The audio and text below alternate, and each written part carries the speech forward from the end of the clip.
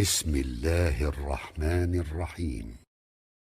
ومسلمان لدى إركادم لدى قنمية دينام لدى دقنية دانشمنت لنا مدي أشمال إركادم قذل لقنثا قذلن هر فلزن ödünün bir mevcu olmalı. Qızılın da bir mevcu adiya. Tala İrkadamda sistem bedeni qani denanan bilen fark etýän bolmaly. Bu hemmemiz bilýär. Denanan adaty, beýlekli we qani İrkadamdan fark etýär. Her filizin de ödünün mevcu var.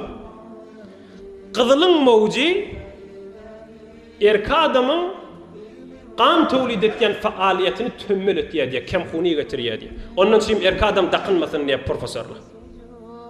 Qızıly Erkadam daqynmasyn diýe, kemhuni getirýär Erkadama diýe.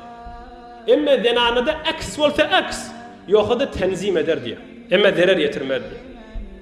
Hazreti Mübarek näme diýe? Server, ol serdar jahan, ol rahmet alamiyan, ol tamam ewliýalaryň we peýgamberleriň täji men ummatym ta kıyamata çeri Erkadam qızılla qılmasın dipdir.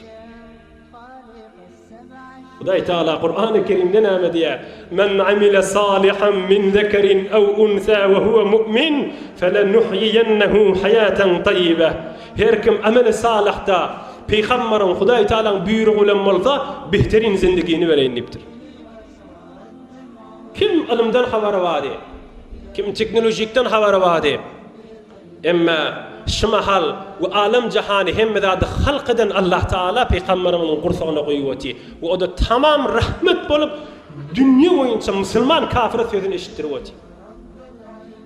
Eger peygamberimiz meselen hamana ey musulmanlar eger peygamberimiz aýdan bolsa zenanala qızıl daqynmasan Erkadamla daqynsyn diýen bolsa ne kadar dünyanın yüzünden profesörler kafirle itiraz ederdiler peygamberimize.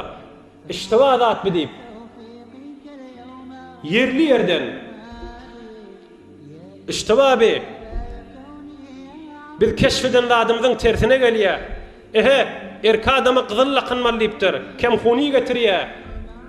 Zenana daqynmaly diýipdir. Zenana müşkili ýok ki diýip yerli yerden gıygırardylar. Emma diller lallar. Hiç. Eger. Ağzap bilmerle. Erkadam daqynmasyn, zenana daqynsyn diýipdir. Näme diýip muny ağzam ýalar? Bir insafly, bir näçe ağzaýar o iman getirmegine Allah Taala'nın tawfiqi bilen musulman bolmaklaryna sebep bolýar. Başga şu taassupda dulam. Aslyn faqat hiç mucize ýok bolsa faqat şu elde boljak. برای مشاهده ویدیوهای بیشتر به کانال یوتیوب سخنرانی های علمای ترکمن سر بزنید، مشترک بشید و منتشر کنید، اجر ببرید.